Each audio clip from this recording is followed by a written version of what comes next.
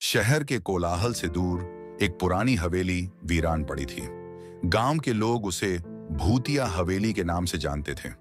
कहते हैं वहां एक लड़की की आत्मा भटकती है जो कभी इस दुनिया से जाने के लिए तैयार नहीं हुई। राहुल, एक युवा फोटोग्राफर, शहर के शोरगुल से दूर कुछ नया तलाशने गांव आया। पुराने और रहस्यमयी स्थानों की तस्वीरें लेना उसका शौक था। गांव के लोगों से हवेली की कहानियां सुनकर उसके अंदर एक अजीब सा आकर्षण जागा। राहुल ने हवेली के बारे में और जानना चाहा, लेकिन गांव के लोग उससे दूरी बनाने लगे। केवल एक बूढ़ा व्यक्ति, हरिहर, ने उसे कहा, उस हवेली में मत जाना बेटा, वहां एक अधूरी प्रेम कहानी है जो अब भी जीवित है। राहुल ने इसे एक लोक कथा मानकर नजरअंदाज किया और अगली सुबह अपने कैमरे के साथ हवेली की ओर चल पड़ा। हवेली की टूटी फूटी दीवारें और झाड़ फूस से ढके गलियारे राहुल को अजीब से आकर्षण से बुला रहे थे। अंदर घुसते ही ठंडी हवा का झोंका उसके चेहरे से टकराया। उसने कैमरे से तस्वीरें लेनी शुरू की। अचानक उसकी नजर एक पुरानी तस्वीर पर पड़ी। तस्वीर में एक खूबसूरत लड़की मुस्कुरा रही थी। राहुल ने जैसे ही उसे छुआ, एक ठंडी परछाई उसके पास से गुजरी। उसकी धड़कनें तेज हो गईं, लेकिन उसने खुद को संभाला। शाम ढल चुकी थी और हवेली में अंधेरा गहराने लगा। राहुल ने बाहर निकलने का सोचा, तभी उसने किसी की धीमी धीमी सिसकियां सुनी। उसने मुड़कर देखा। वही लड़की जो तस्वीर में थी उसकी आंखों के सामने खड़ी थी।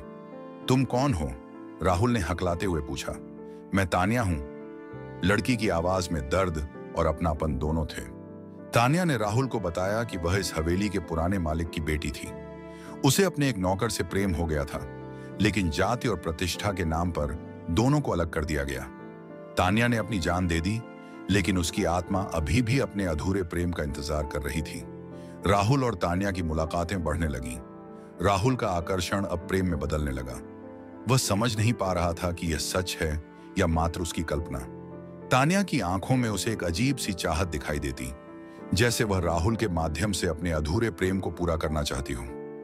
एक दिन तान्या ने कहा, राहुल, अगर तुम मुझसे सच्चा प्रेम करते हो तो हमेशा के लिए मेरे साथ रह सकते हो। राहुल असमंजस में पड़ गया। उसे तान्या से प्रेम तो हो गया था, लेकिन वह उसकी दुनिया की नहीं थी। गांव के बूढ़े हरिहर को जब इस बारे में पता चला तो उन्होंने राहुल को चेतावनी दी। तान्या की आत्मा को मुक्ति चाहिए बेटा। वह तुझसे प्रेम नहीं, मुक्ति चाहती है। अगर तूने उसके साथ जाने का निर्णय लिया तो वापस कभी ना आ पाएगा। राहुल की दुविधा बढ़ गई।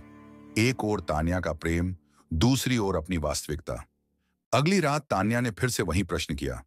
इस बार राहुल ने आंसुओं के साथ कहा, तान्या, मैं तुमसे प्रेम करता हूं, लेकिन तुम्हारे साथ इस रूप में नहीं रह सकता। तुम्हें मुक्त होना चाहिए तान्या। तान्या की आंखों से आंसू छलक पड़े। हवेली के हर कोने में उसकी सिसकियां गूंज उठी। धीरे धीरे तान्या की परछाई धुंधली पड़ने लगी और हवेली का सन्नाटा गहराता चला गया। राहुल गांव से वापस लौट आया, लेकिन हवेली की यादें उसके साथ रहीं। उसने सुना कि उस रात के बाद हवेली से कोई सिसकियां नहीं सुनी गईं। ऐसा लगा जैसे तान्या को मोक्ष मिल गया हो। राहुल के लिए तान्या का प्रेम अधूरा था, लेकिन तान्या के लिए यह मुक्ति का रास्ता था। प्रेम कभी कभी मुक्त करता है और कभी बंधन बन जाता है। सच्चा प्रेम वह है जो आत्मा को मुक्ति दे सके। हमारे चैनल को सब्सक्राइब करें। ऐसे ही वीडियो देखने के लिए लाइक और शेयर करें। धन्यवाद।